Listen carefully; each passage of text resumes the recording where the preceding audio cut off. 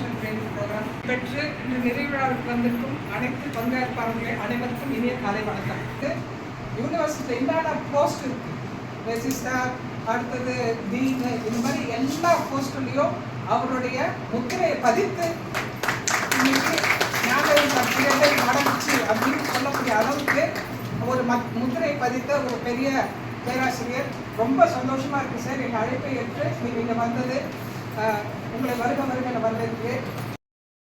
இது வந்து கடந்த 5 ஆண்டு காலமாக பல்வேறு பயிற்சிகள், கம்ப்யூட்டர் பயிற்சி, அடுத்தது டெய்லரிங் பயிற்சி, அடுத்தது இந்த மாதிரி ஆரி ஒர்க் ட்ரைனிங்கு, அது இல்லாத ஃபண்ட்ஸு பள்ளியை வந்து மேம்படுத்துறதுக்கோசரம் அது ஃப்ரீயாக ஃபண்ட்ஸ் இப்போ நம்ம ஸ்கூலுக்கே கொடுத்துருக்குறாங்க.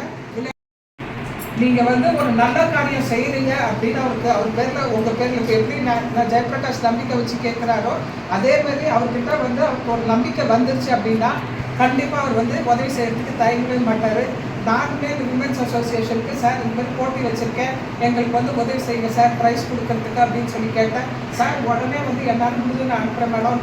அடுத்த செகண்ட் இம்மீடியட் ஹெல்ப். கொஞ்சம் பேர் யோசிப்பாங்க பணத்தை வெளியே எடுக்கிறதுக்கு, பட் அந்த மாதிரி கிடையாது. எல்லாரும் நான் மட்டும் வாழக்கூடாது, சமூகமே வாழணும், நல்லா வாழணும் அப்படிங்கிற அந்த எண்ணத்துடைய ஞானகுமார் சார் அவர்களே அதை செய்கிற ஸ்கில்டு லேபர் வந்து ரொம்ப ரொம்ப கம்மியாக இருக்கிறாங்க. நல்ல ஒர்க் பண்ணுறாங்க. நல்ல ஒரு ஆரி ஒர்க்கை வந்து நீங்கள் அந்த வேலை கொடுத்தவங்களோட பிடிச்ச மாதிரி நீங்கள் செஞ்சுட்டீங்கன்னா உங்களுக்கு எவ்வளோ வேணாலும் நீங்கள் கொடுக்கறதுக்கு ரெடியாக இருக்காங்க. இதோ மேடம்னா எவ்வளோ வேணாலும் கொடுப்பாங்க. அதாவது நம்மளுக்கு நம்ம என்ன சொல்கிறோமோ அது மாதிரி அதை வந்து நல்லா பண்ணி கொடுத்தாங்கன்னா எவ்வளோ வேணாலும் கொடுக்கறதுக்கு ரெடியாக இருக்காங்க. 12,000 ரூபாய் நான் சொன்னேன் இல்லையா, இன்னும் 20,000 ரூபாய் கேட்டால் கூட அவங்க ரெடியாக தான் இருக்காங்க. அதை பற்றிலாம் யாரும் இன்னைக்கு யோசிக்கிற ஒரு மனநிலையில் இன்னைக்கு இல்லை.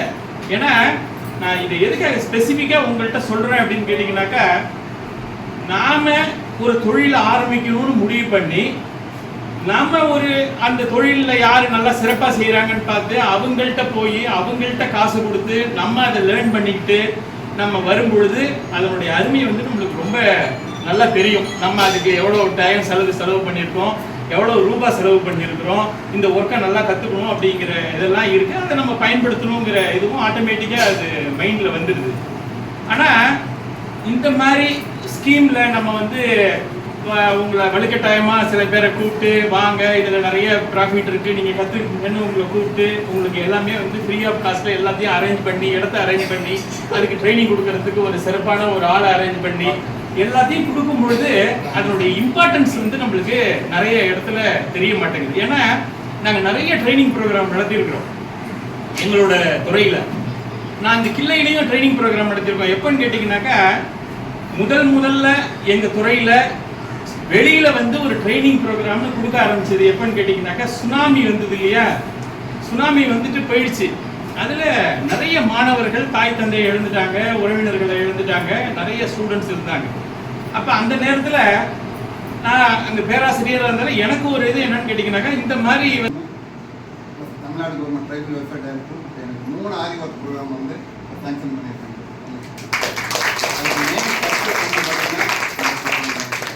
கொல்லிமலையில் ஒன்று, கல்லூராயன் மலையில் ஒன்று, அதே மாதிரி திருவாரூரில் நரிக்கிறவர் பெண்களுக்கு ஒன்று.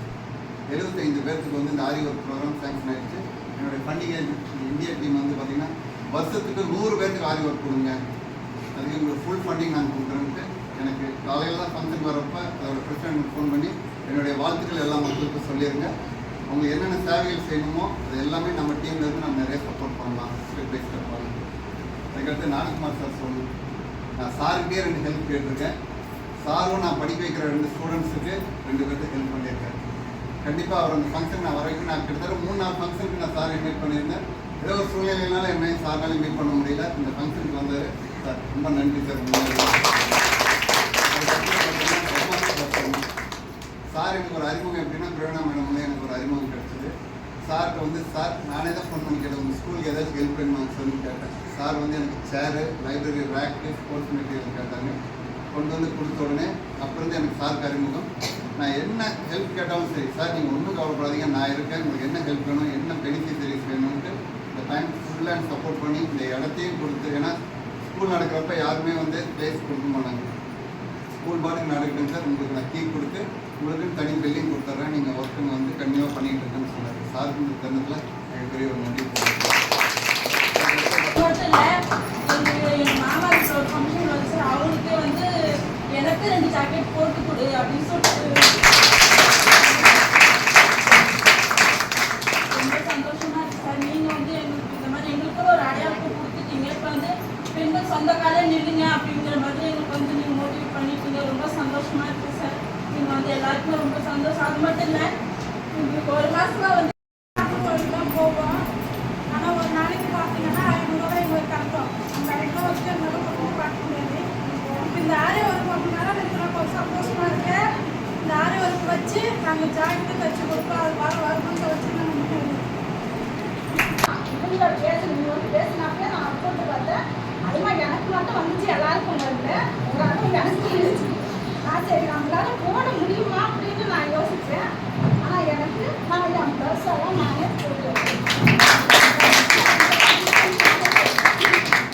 போட்டுட்டு அப்புறம் இன்னும் ஏதாச்சும் நீங்கள் ஏதாவது மாற்றம் செய்யணும் அப்படின்னா நம்மளால இந்த மாநாட்டை போட்டு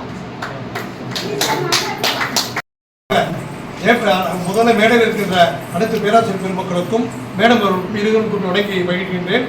சார் வந்து இது வரைக்கும் நான் ஃபோன்லேயே தான் பேசிகிட்டு இருந்தேன். நான் யூஸ்வலாக ஒரு 10 வருஷத்துக்கு முன்னாடி இயந்திரத்துறை தலைவர் புகழேந்தி அவர்கள் வந்து இதுமாரி எம்மியில் ஒரு பொண்ணு வந்து கோல்டு மெடல் வாங்கியிருக்கா, ஃபீஸ் கட்ட முடியும்னு சொல்லி வெளியில் போகிறா, நீ வந்து என்னை பார்த்து ஹெல்ப் பண்ணணும்னு சொல்லி கேட்டார். அப்போ தான் நான் ஃபஸ்ட்டு ஆரம்பித்தேன். 10 வருஷத்துக்கு முன்னாடி நான் அந்த பொண்ணுக்கு படிக்க வச்சு இன்றைக்கி நல்ல நிலைமை ரயில்வேல போயிட்டாங்க. மாதம் ஒரு தடவை என்னை ஃபோனில் பேசுவாங்க. ரொம்ப சந்தோஷமாக இருக்குது. சார் வந்து ஒரே வார்த்தை கேட்டேன், என்னுடைய நண்பர் முருகப்பன் சார்கிட்ட கேட்டேன். அவர் சாரை பொறுத்த வரைக்கும் ஒரு டீம் இருக்குது, எல்லாருமே சர்வீஸ் ஓரியன்ட் தான், நீ எதுவும் செய்யலான்னு சொல்லிட்டாங்க சாருடைய நண்பர் முருகப்பன் சார் அவர்கள். உடனே நான் செய்ய ஆரம்பித்தேன். இன்னி வரைக்கும் நான் சாரை பார்க்கல. நான் சாருக்கு நன்றி சொல்வதோட அவர் வந்து நிறைய கேண்டிடேட் காமிச்சார். அந்த கேண்டிடேட்லாம் இப்போ சொல்கிற ஒரு கேண்டிடேட் ஐஏஎஸ் வந்து அவங்க ட்ரைனிங் பண்ணுறாங்க, அப்பா அம்மா இறந்து போயிட்டாங்க, அவங்களுக்கு நிறைய டிசீஸ் இருக்குது, அந்த பொண்ணுக்கு ஹெல்ப் பண்ணணும்னு சொல்லி கேட்டார்.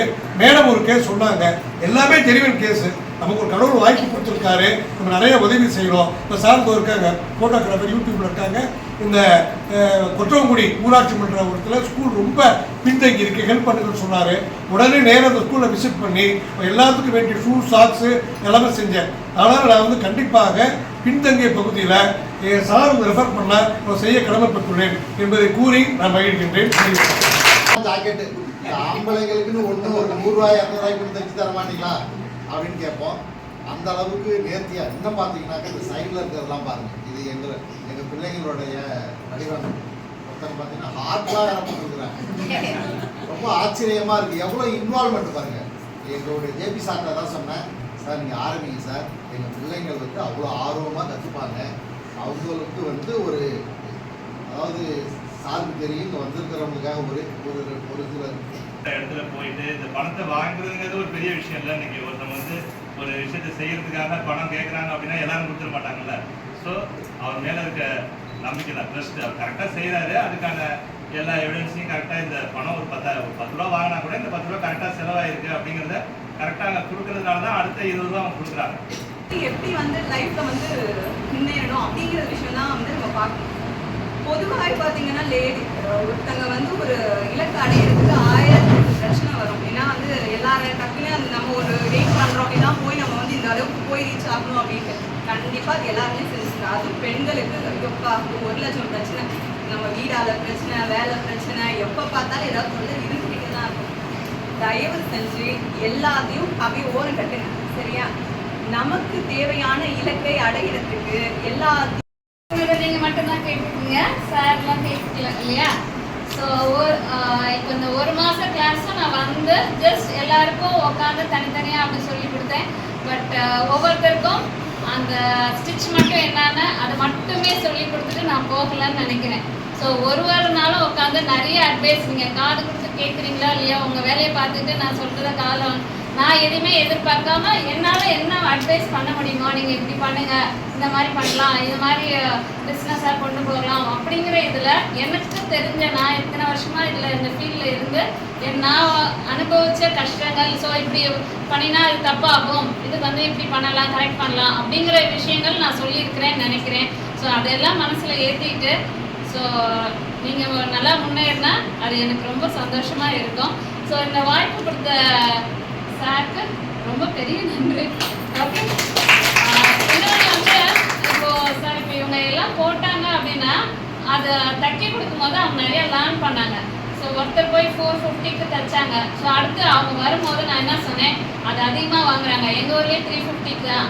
ஸோ நீங்கள் அடுத்து போய் பேசுங்க, அந்த டெய்லர்கிட்ட போய் பேசுங்க, நான் 350 கொடுக்குறேன் சொன்ன 4 பேரை கூப்பிட்டு வரேன், எல்லாருமே இதை தைப்பாங்க.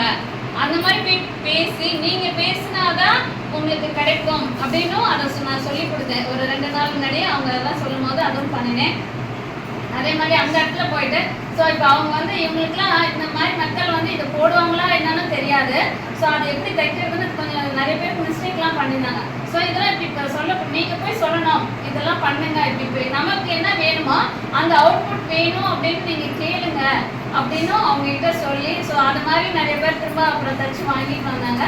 ஸோ அதனால தான் சொன்னேன், இப்போ இந்த மாதிரி ஒரு மக்கள் வந்து அங்கே வந்து கடையை வச்சு பண்ணுறது அப்படிங்கிறது நிறைய பேருக்கு வந்து பொறாமையாகவும் இதுவாகவும் இருக்கும். ஸோ அதனால நீங்கள் அவங்கள எதிர்பார்க்காதீங்க, உங்களுக்குள்ளேயே ஒரு குழுவாக இருந்து சில பேர் போடுற வேலையும் அந்த ஆரி போடுற வேலையும் நீங்களே தைச்சு கொடுக்கறதுக்கும் பாருங்க அப்படிங்கிற அட்வைஸும் நான் கொடுத்துருக்குறேன். ஸோ அதையும் பண்ணுவாங்கன்னு நினைக்கிறேன். இப்போ நான் என்னோட நீங்கள் எல்லாமே என்னோட ஸ்டூடெண்ட்ஸ்னு இருக்காங்க, 10 வருஷத்துக்கு முன்னாடி கற்றுக்கிட்டவங்க கூட சில நேரம் ஃபோன் பண்ணி அக்கா இந்த மாதிரி ஒரு பெரிய ஆர்டர் வந்துருக்கு, இதுக்கு எவ்வளோ ரேட் போடலாம், வாட்ஸ்அப்பில் வந்து டிசைன் அனுப்பிட்டு ரேட் கேட்பாங்க. எனக்கு அவங்களுக்கு தனிப்பட்ட முறையில் ஃபோன் பண்ணி பேசுறதுக்கு நேரம் இல்லைனாலும் வாட்ஸ்அப்பில் ஒரு வாய்ஸ் மெசேஜ் இவ்வளோ ரூபா அதுக்கு மேலே கொடுக்காதீங்க, ஸோ அதுக்கு கீழே வாங்காதீங்க அப்படின்னு ஒரு மெசேஜ் போட்டுவிடுவேன். அதே மாதிரி நீங்கள் எப்போ வேணாலும் எனக்கு கால் பண்ணலாம், ரேட் கேட்டுக்கலாம். ஏன்னா புதுசாக நம்ம பிஸ்னஸ் பண்ணும்போது ரேட் ஃபிக்ஸிங் தான். இப்போ சில இடத்துல நம்ம ஒரு 2000 பேசிட்டு அங்கே 3000க்கு வேலை செய்கிற மாதிரி இருக்கும், அது தெரியாது இல்லையா. ஸோ அதே மாதிரி பார்கெயின் அப்படிங்கிறது கொஞ்சம் நிறைய இருக்குது. ஸோ அந்த